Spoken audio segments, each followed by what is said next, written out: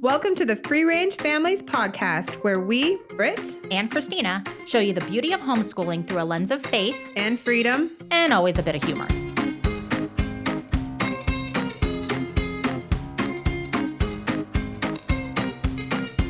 powering on. Power on. Your So podcast freaky. is connected. Yes, it is. And do you have a quote for us? We're going to open with a quote. We're gonna actually open with a quote and end with a quote this time, I think. Except the quote that we're gonna open with, I need a friend. Okay. Okay. So I'm wearing my sister-in-law bought me this shirt. Yep. It says, "Buy me chickens and tell me you hate the government." I love it so much. You have no I know. idea. I don't even have chickens because I live in an HOA, but I have your chickens. Like your chickens are I give you my chicken's foster. eggs. You give me Yes. you just supply me with my Yes. eggs all. I know. So I'm going to bring out Our chicken. Cece, our controversial chicken. Ready? Yeah. You gotta. Okay, at the end, I'm gonna have to like squeeze it super hard so you can hear it grunt. Cece grunts. Okay. Yeah. So we're gonna put Cece right there. Cece's gonna be a part of It's a guest on our podcast today. a guest on our podcast today for our quote. Yeah. Our starting quote.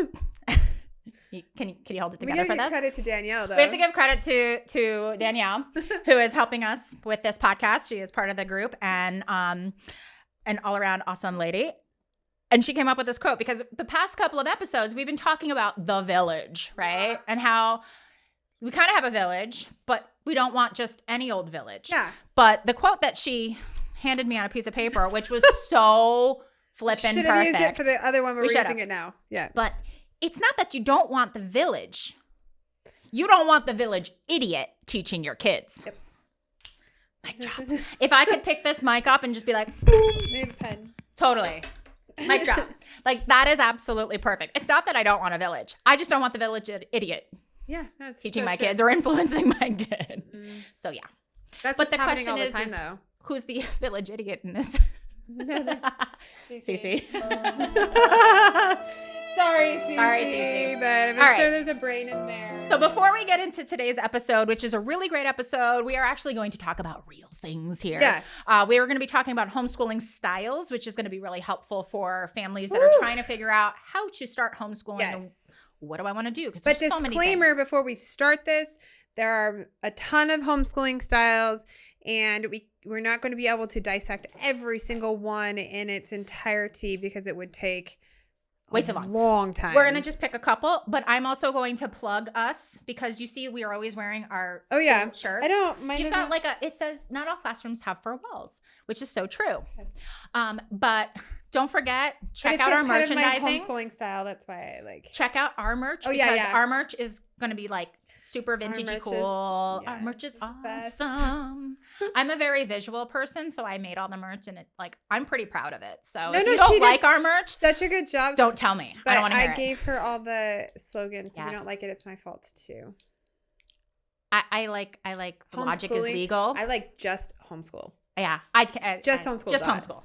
Just do it. Just Just homeschool. homeschool. Except there's no swoosh because I didn't want to be like sued. I think it's copyrighted. Yeah, pretty So sure just homeschool is it. That would be a bad thing. I so. also like logic is legal. Think for yourself. Oh, yeah, Love so that one. good. That's a bumper sticker on my car. So- You always know when I'm pulling up because I have like Bumper sticker. so many bumper stickers. I am the bumper sticker person, which I will All be right. buying our own bumper stickers because they're that cool. I didn't put bumper stickers up there. I'm You so have gonna. to- I'm gonna no, make bumper You sticker have merch. there's stickers on there. I have stickers, but not bumpers. I can make big ones. we need a bigger I'll make bumper those. sticker. Okay. So if you have merch ideas, just Okay. send them my way. Okay. All right. So we are gonna get into the nitty gritty of Homeschool homeschool styles. styles. Different ways to teach your children, different types of curriculum, and also why I think it's so important that you don't stress about homeschooling because if one thing doesn't work, try something else. And that's just literally what I was just going to say. Don't box yourself in. And, everything is different. Your kids are unique and you are unique. So what works for one might not work for the other. You just got to chug away at it and figure it out. All right. Okay. So I guess I would start off, but there's like a few quizzes online. I think you've never taken a quiz? So I've never taken a quiz, but see, okay, where I came from being the public school teacher and like doing lesson plannings and having a degree Yeah, I in, think it's similar to me. having that master's in special ed, like I just Knew what you want. I knew what I wanted to do. I knew how my kids learned because I was a very involved parent even when they were in public or private school. And so for me, it was a matter of sitting down and going, yeah, I'm creating my own curriculum. So yes, this I is made me it. too. I made it more difficult. And when people ask me like, well, can you help me with homeschooling? What did you do? I was like, don't do what I did. Unless you were a school teacher, unless you have that background where creating a curriculum is like, I got this. Or you know where to find things. Like I go online and I know to go on like Teachers Pay Teachers. Teachers Pay Teachers is actually a Love pretty good Teachers resources. Pay Teachers. So there's a lot of resources online when you know where to look and what you want. So like I think I was like you too. I actually never took a quiz, but I advise parents because we're both old teachers, right? So we had a lot of different modalities at our fingertips and an understanding of how children learn so we had already assessed this a lot, but a lot of parents don't even know like where to begin. So there are several quizzes online you could take to find your homeschooling style. Right. And I think there's one, I don't know, there's a link. We can link it. We're going to link it to. Yeah. I can't remember the name of it, but it might be more of a Charlotte Mason kind of thing. But you can see what you're homeschooling if you prefer game schooling. But then there's parents that change it throughout their. And we do different things depending on the subject, depending on the child, depending on. I was very drawn to classical. Yes. So in my mind, it made sense, and I'm very logical, and it made sense. Like, hey, at this grade level, we're learning facts. At this grade level, we're applying them, and at this grade level, we are analytical and rhetorical in our So that made I think I don't even know if this is on our list. And I probably didn't put it on there because, it's classical. Yeah, you have classical. I'm like classical eclectic. That's what I would say mine. If I had to box myself in, it would be classical eclectic. I would say we're more traditional eclectic. Yeah. Because, again, I just have that comfort for myself. And my kids had a certain level of comfort with the traditional. Like, my kids actually, we tried some online stuff. We tried different things. And my kids actually told me, I want a textbook. Can you get me a textbook? Yeah. Like they wanted for science. My oldest was like, could you just please find me a science textbook? Yeah. Okay, buddy. And then you have me who is like, you are going to learn to write with pencil and you are going to learn cursive. Oh, yes. And you have no choice. Mm-hmm. And this is just because I'm classical in the theory that I think it helps your brain. Mm-hmm. And, I want them to be able to read and write cursive. Like we should be able to read the Declaration of Independence. Right? Cursive is so important. I'm pretty Teach your kids cursive. Yeah, it is. But there are some parents who are like, there are people all around. My old principal in public school was like, why are you teaching your first graders cursive? This is never going to be, or second graders cursive.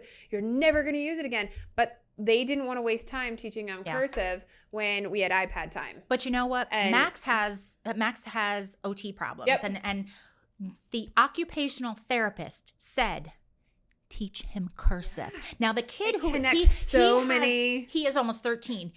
If you look at his prints, it's like a kindergartner. Mm-hmm. But if you look at his cursive, it follows, it's streamlined. It's neater. It takes him longer. What's an art form? Calligraphy? Any of things like it helps his brain slow down. Yep. So he doesn't get as frustrated when he writes. There are actual educational benefits to learning cursive. Yes. Teach your kids cursive.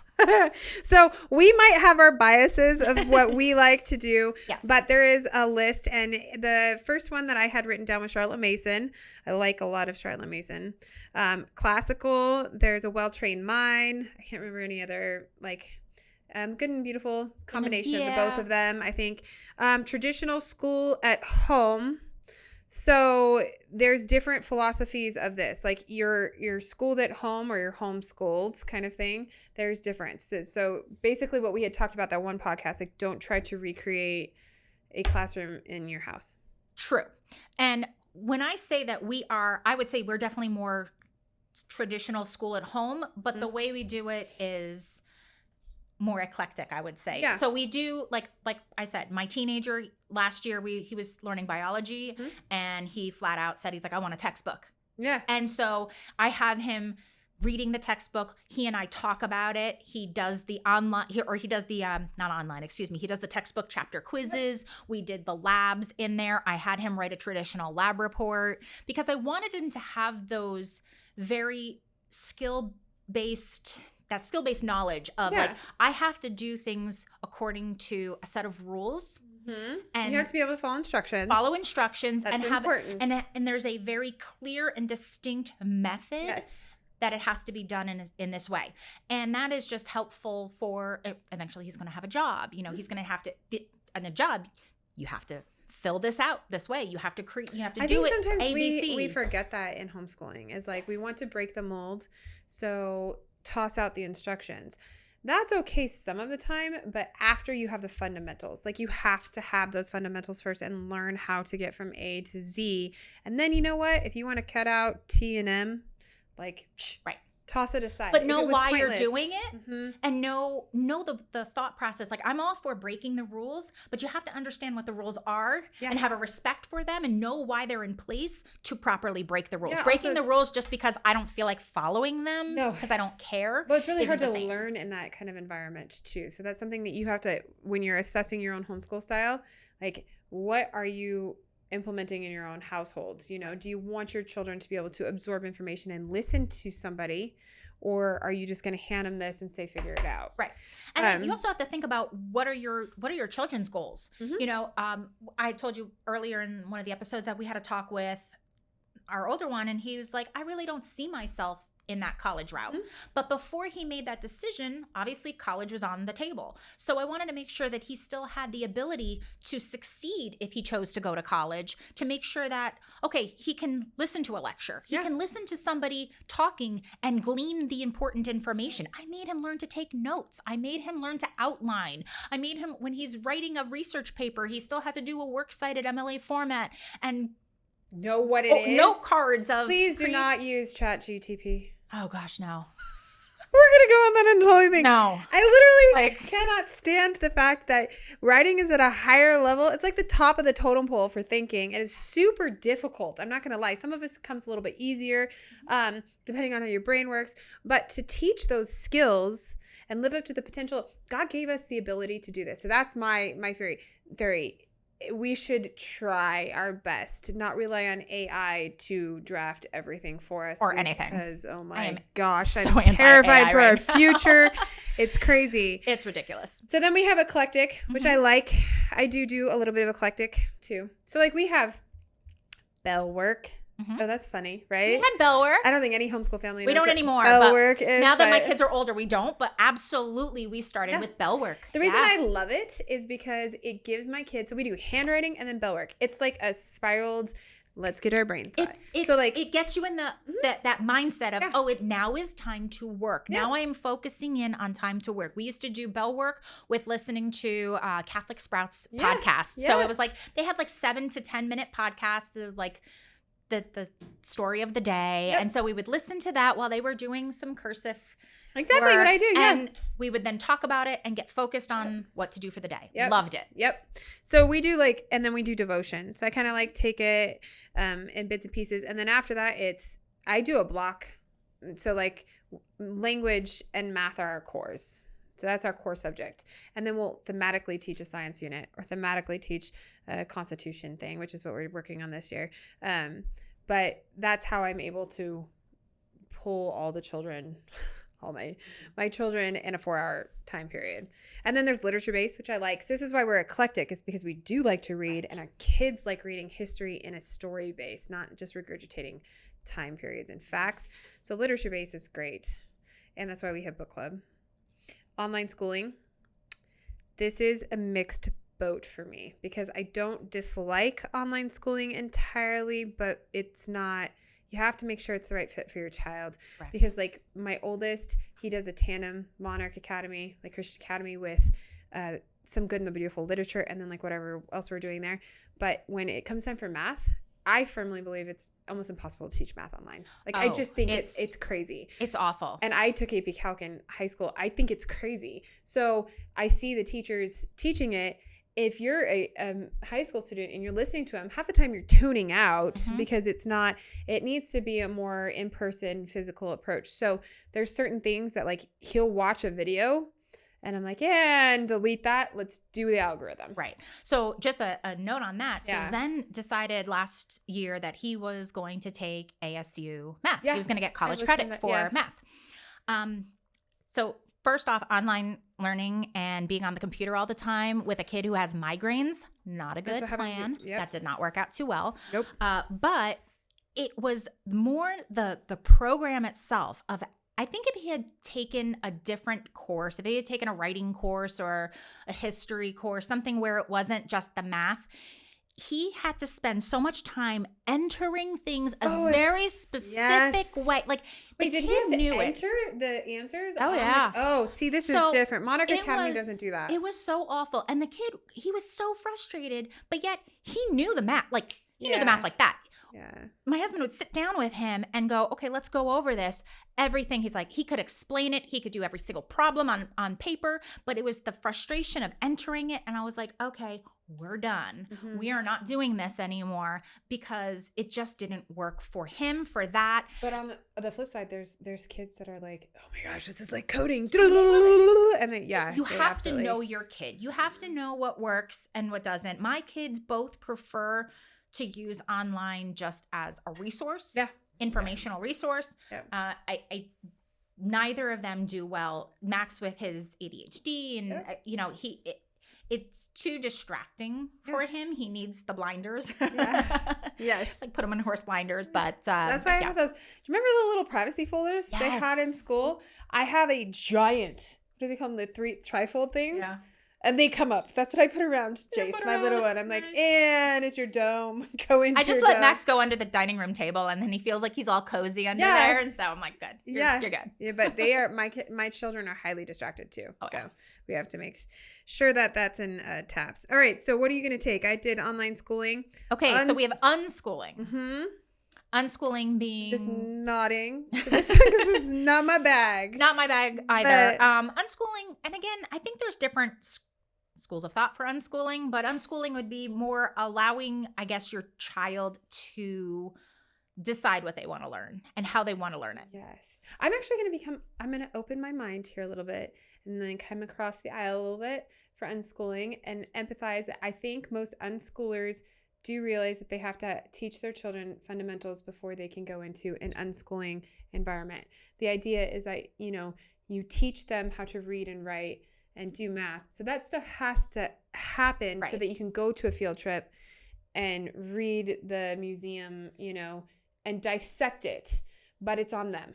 So we started something last year that I really liked, is that one day a week, I did 30 minutes of, I guess, what you could consider unschooling. Mm-hmm. I told my kids, okay, for the next 30 minutes. I love this. You need to, and I would just say. I love it because I'm trying to picture this happening in your house. It was discovery. Okay. It was we called them discovery days. Okay. And I said, for the next 30 minutes, you need to pick something that you want to learn about and figure out how to learn it.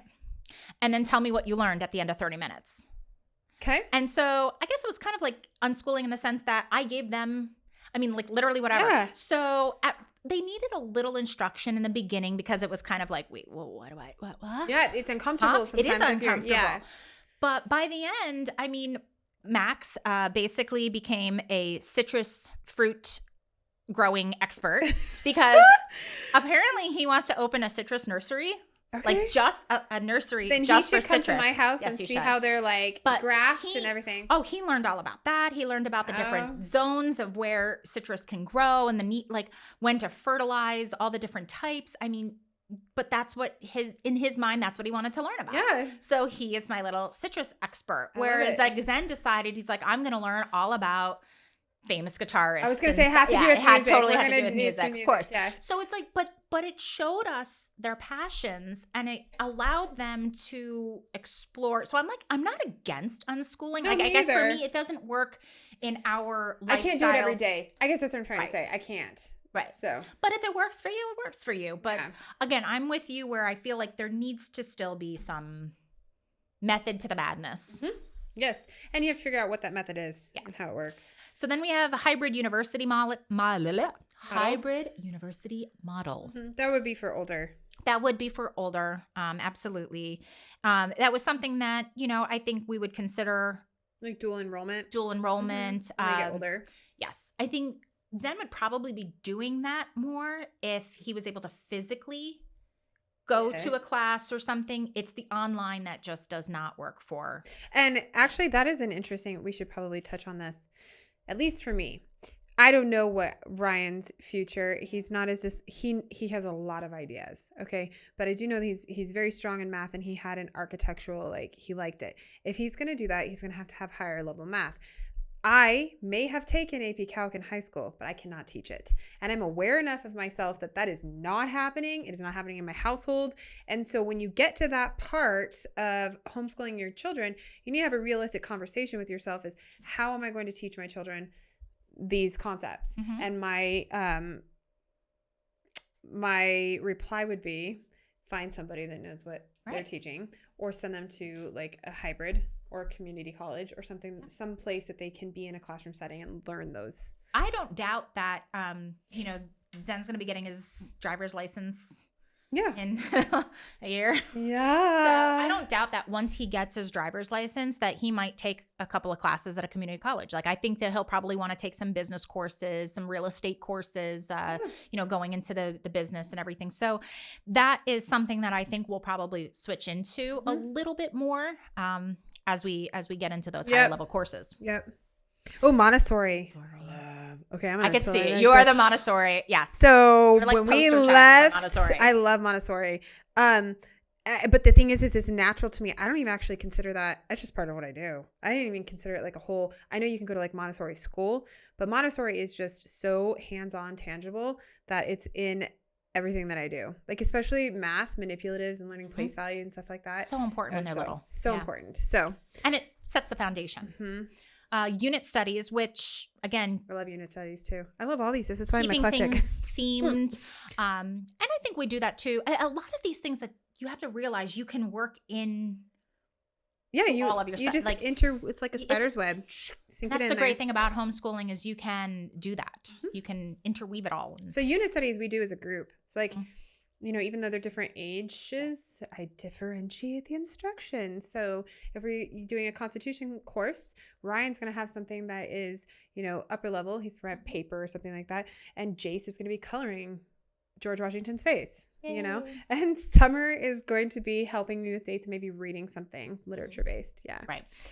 Project-based. I'm a big proponent of maybe not project-based as all your learning, but I think project-based learning is important. So important. So we do at least one project each semester. Yeah. Where it's, again, it just helps tie everything together. I think it's a great way of like the project and the unit study kind of goes together. Yeah, because you don't want to teach them a bunch of random things that they have no idea. Where's the connection? Yeah. Where's the point that we bring it all together? We make that bigger connection to the world and understanding, and why is this important to study? And so for project-based, for parents that don't have any idea what that means, for example, if your child is learning a language, okay, so say they spend an entire year learning Spanish, you go to Mexico or Spain, or you do some sort of project based off their language, put them in a class or with a person where they're speaking Spanish. So it syncs everything together. Why did I learn Spanish? How can or you I just embarrass your child by every time you go to a Mexican restaurant, you force them to. Hola. Yeah. ¿Cómo estás? Yeah, it's fun. Or when you go to your friend's house that speaks Spanish, you'll be like, hey, don't talk to my kids in English. And actually, that's funny. Maybe we should talk to, we have a couple Hispanic families. Yeah, that'd be great. Need to teach everybody Spanish. All right. In our homeschool group is what I mean. Yeah. For people that don't have any idea what I'm talking about right now.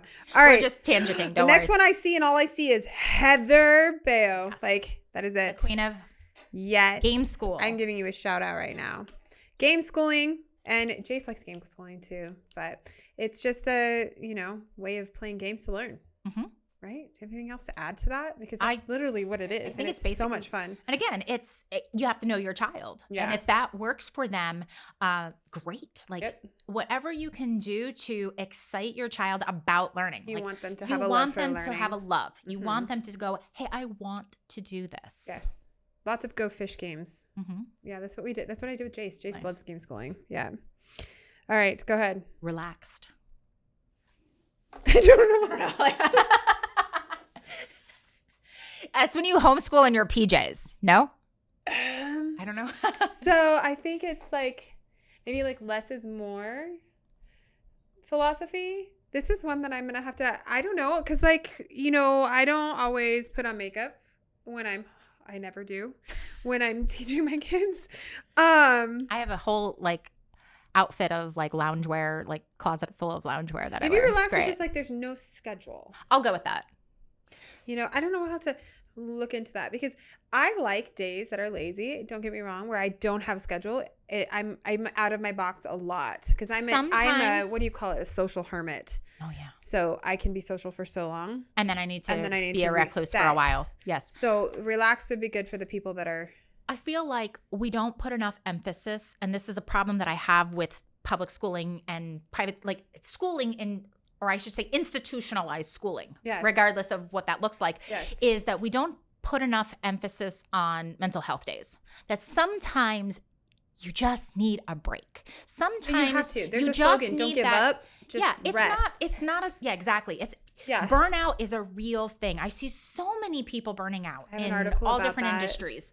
It's on parent burnout. Parent burnout. Like, I mean, I used to teach photographers of like, stop burning out. Like, no, it's true. Do you have any idea how many times parents come to me and are like, you're doing too much. You're doing too much. I mean, I hear it constantly, and I know that I am sometimes, but that's how I compartmentalize. Teaching my children first is my first priority. Right. Like always, that is your first priority, and then everything else kind of falls into place. And if you are able to be like us, where you have like, we can micromanage a bunch of things and multitask. But it's because we take our time. Like there are days that like my kids will see me that today I am going to, like I'm going to tell you right now, tomorrow is going to be a hermit day. Yes, tomorrow, me too, but that's tomorrow I've already planned. I've already told my family. I can't tomorrow. I have I'm sorry. No, it's okay. I'm speaking for public school exit tomorrow. So for an hour at least. And then you can hermit afterwards. And then I can hermit, yeah. But like tomorrow, I've already told them, I'm like, tomorrow I'm not planning things. Tomorrow is a chill day. I'm gonna get a really good workout in because that's my stress relief. Yeah. And then I'm going to read a book. We should do a whole episode on that because I struggle making time for myself. So we should be I know. I'm good at that. I know. It took me a long time, but I'm good at that. But like, I feel like relaxed might be that, like accounting for the fact that sometimes you need to adjust. Like some days things aren't working. Mm-hmm. Some days the stress is getting to the kids and you're like, you're getting frustrated. They're getting frustrated and you have to stop and say, that's actually when you say, hold up. But that's also why we do a 4-day school week because sometimes somebody's got a migraine, somebody's not feeling well, something happened in our businesses that we're like, oh gosh, like today now there's chaos going on in New York City, so we have to deal with that as opposed to doing the history lesson and the math lesson that we were planning on doing today. So yeah. No, I totally. This is the beauty of homeschooling though. Life happens. All right, so then Waldorf is where you don't teach reading until they're older. I'm pretty sure. Like much older. But I think also Waldorf Academy was it like a Waldorf and Montessori are very similar. It's a very like similar mindset of how they do things. Okay. Yes. Road schooling. We're so excited about this.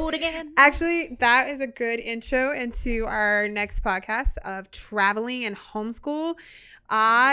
World learners. Literally, that was one of the reasons we left. Schooling. Oh my gosh. Yes, it's right there. Road one of the schooling, reasons we left public school is because I love traveling. Like I absolutely love it, but it's because of how I grew up too. Because adventure in life is the best teacher. No, it is. It's so much fun, and you can meet people. Mm-hmm. You learn customs. You learn that you're not the only person on the planet. Like there's so much going on. The exposure is great. Yeah. So, but road schooling. Actually, we're going to take a trip this year. Well, we're doing one to Utah, which I'm excited about. See Zion. It's been a while since I've been there. Go up to Angel's Landing, where I got proposed on. The walk. Oh, the Narrows? The Narrows. Yes. That's what we're going to do. Nice. But then we were going to road trip to Florida. And I've actually never been to like New Orleans. All right. I got all the food recommendations. You got to tell me. And all this stuff because we always flew. But my husband played ball in Florida. And so we're going to go see his friend. But I'm going to have the kids journal. I think it's going to be our homeschooling. So we're taking off like 2 weeks. Yeah. So we're going to do this big, and we're studying like colonial era. So there's a lot to see. So the last time when we did the 2-week trip last year, and we're going to do a couple more trips this year, but one of the things I had them doing leading up to it is we did a budget. for the trip. We talked about, we budgeted, because, you know, my kids are at the age now where they're like, oh, do we have to share a bed in a hotel room? Because, and we're like, they're like, can't we just have our own hotel room? And we're like, oh, great. So you go ahead and budget what that's going to be. And then if you guys want to use your money to pay for that extra room, they're like, that's how much it costs. It's like, yeah. So we made them budget. We did the whole, we mapped. So we did geography where we mapped everything out. So this is a project-based math. thing. Yes, project-based. So we did like the math of like calculate the cost of how much gas we're going to, based on if the gas costs this much per gallon, how much are we going to be spending? So they had to budget everything out. They had to look at all the different national parks and places that we went to and stopped at, and they had to learn the history of it. So we like, it was a whole, again, project-based learning that went into social studies, geography, math. I mean, everything. Everything was covered. Guess my thing for new homeschooling families would be, if you are going to pick a learning style, and you only get to do like one vacation, you know, or one trip, I guess is what you're going to say, a year. I work to pay for that stuff. So that's a different podcast. You need to integrate this somehow into your homeschooling. Everything is learning. Yes. Everything is learning. Make it, and it doesn't mean that the vacation's going to be gone. No. But the kids will, I mean, you just want them looking out the window. You want to stop and see stuff, you know? But everything is learning. And like, even like, that's why I think people don't realize with homeschooling is a trip to the grocery store is budgeting. Yes. It's a lesson in cooking. It's a lesson in like life, chemicals. No, baking is chemical reactions. We talk about that. You know, we funny story. We bought chemicals. We did a fundraiser for some of the girls in the homeschooling group had like, they were selling cookies from their church group. Yes. So we bought them, and we bought four jars. Out of the 4 jars, 3 of them, the cookies failed miserably. I mean, like, weirdest, like, you put it all together according to, something wasn't right. One of them definitely had more salt in it than they should have. Baking powder. Oh gosh, they were, something. So we used it as a chemistry lesson of like, okay, well, let's figure out why did this happen? Well, obviously this had too much, the concentration of the baking powder was too low, or there was not enough flour, or so we used that as a learning experience. Like, everything is school. And that's what homeschooling is. So when you're going and picking your homeschool style, you can go take a quiz, like, to recap. Or in Christina and I's kind of perspective, you need to assess your children and your lifestyle and what you want. And then model something around that. Piece it together a little bit. That's kind of how you have to have a certain theory behind it. Like, I want A plus B equals C. Like, I want logic in my homeschooling style. But if your little one, like Jace loves games, if he's prone to, you have to have the flexibility to be like, okay, we're going to learn, you know, letter sounds or phonic sounds through a game. Right. And don't force them into certain things because it won't work. Yeah. And so I don't think we opened to the quote. I don't have a quote for this one. I don't know, but I can just repeat our awesome quote is not that we don't want the village raising our children. It's that we don't want the village idiot raising our children. All right, signing off.